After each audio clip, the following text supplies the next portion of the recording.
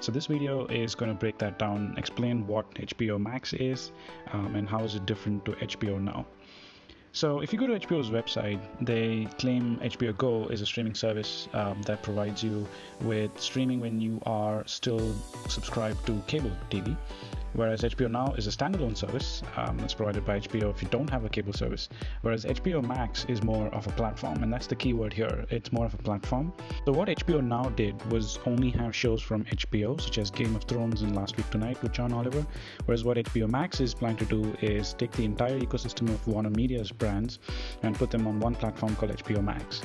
They not only do this, they also have deals with BBC as well as NBC to show licensed TV series from their platforms also on HBO Max. So shows like Top Gear, Friends are all going to be on HBO Max along with Doctor Who and the UK version of The Office. So why this approach? If you go back to 2019, HBO Max acquired exclusive license to stream Friends for a whopping $425 million.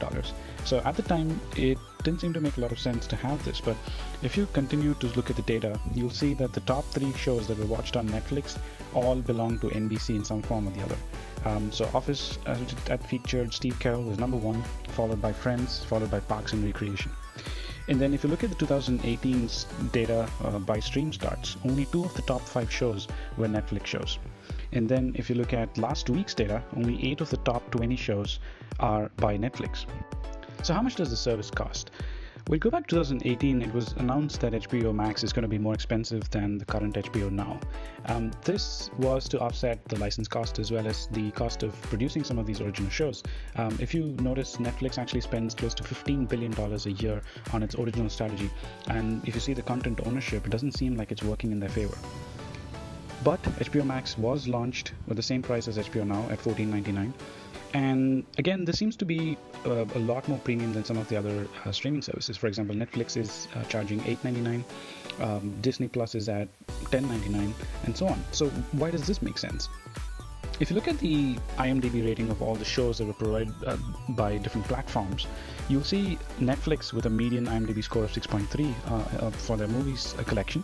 HBO Max, on the other hand, has a median of about 6.9, and then Disney Plus has 6.4, while Amazon's Prime Video has 5.9. So, and again, the same trend also extends to TV shows as well, where HBO Max and HBO Now seem to have a much higher median compared to other shows. And this is quite evident when you look at the right side of the chart. Much higher frequency of shows have much higher rating on IMDb. But I believe this only shows a part of the story. The bigger part of the story is the number of shows on each of these platforms.